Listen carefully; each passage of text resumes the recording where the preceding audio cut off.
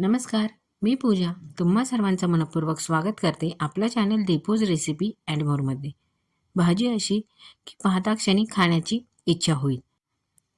तर मग अगदी तशीच चविष्ट आणि एका वेगळ्या पद्धतीने झटपट तयार होणाऱ्या शेवग्याच्या शेंगा आज आपण बनवणार आहोत. ही भाजी लहान मोठे सर्वच आवडीने खातील. भाजी बनवण्यासाठी इथे मी 1 पाव शेवग्याच्या शेंगा स्वच्छ धुवून कापून घेतल्यात. अगोदर आपण त्या शिजवून घेणार आहोत.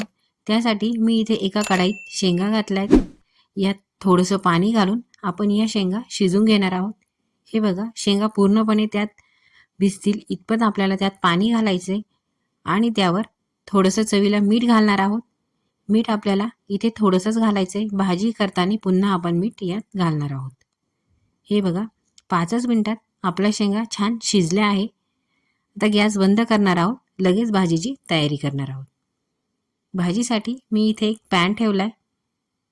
त्यामध्ये 2 मोठे चमचे तेल घालतीये. तेल चांगलं कडकडीत गरम होऊन द्यायचे. तेल गरम झालंय. आता यात मोहरी घालणार आहोत.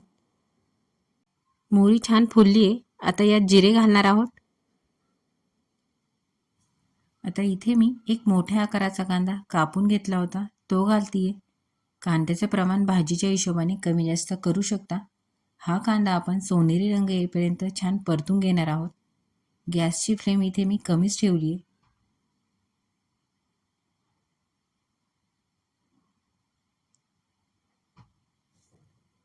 भाजीला फोडणी देताना माझ्याकडून कढीपत्ता घालायचा राहून गेला होता, तो घालतीये. हे बघा, 2च मिनिटात कांद्याला छान सोनेरी रंग आलाय. आता इथे थोडंसं हिंग घालणार आहोत. त्याचबरोबर थोडीशी हळद, 1 चमचा धने पावडर, 1 चमचा लाल तिखट. तिखटाचं प्रमाण आवडीप्रमाणे कमी जास्त करू शकता.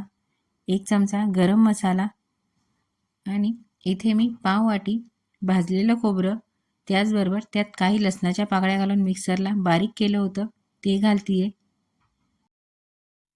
यानंतर यात 2 चमचे शेंगदाण्याचा कूट घालणार आहोत. हे शेंगदाणे भाजून त्यानंतर मिक्सरला बारीक करायचे. खूप जास्त बारीक न करता मिक्सर चालू बंद करून हे शेंगदाणे आपल्याला बारीक करायचे. यात मी इथे थोडंसं मीठ घातलंय. मीठ आपल्याला चवीप्रमाणे वापरायचे, कारण की आपण शेंगा शिजवताना पण त्यात थोडंसं मीठ घातलं होतं. तर हा मसाला आपण 1-2 मिनटं छान परतून घेणार आहोत. मसाला छान परतलाय. आता यामध्ये आपण ज्या शेंगा शिजवून ठेवल्या होत्या त्या घालणार आहोत. शेंगा शिजवताना आपण ज्या पाण्याचा वापर केला होता ते पाणी फेकून न देता ते तसंच भाजीमध्ये घालायचे. त्याने भाजीची चव अजूनच वाढते. भाजीचा रस्सा घट्ट पातळ बघून त्यानंतरच त्यात पाणी घालावं. इथे मी 2 वाट्या इतकं पाणी घातलंय. भाजी व्यवस्थित मिक्स करणार आहोत. त्यानंतर यावर 2 मिनटं झाकण ठेवणार आहोत, म्हणजे भाजीला छान उकळी येईल. 2-3 मिनिटानंतर भाजी व्यवस्थित उकळली आणि भाजीला तरी पण छान आली आहे. जर भाजीला रस्सा आवडत असेल तर मग एखादी वाटी पाणी अजून घालावे, म्हणजे भाजीला रस्सा पण येईल आणि भाजी व्यवस्थित तयार होईल. ही भाजी मला सुकी आणि ग्रेव्हीवाली तयार करायची होती, त्यामुळे मी यात 2च वाट्या पाणी घातलं होतं. हे बघा, एकदम परफेक्ट ग्रेव्हीवाल्या शेवग्याच्या शेंगा तयार झाल्या आहेत. तर मग रेसिपी आवडली असेल तर नक्कीच ट्राय करा.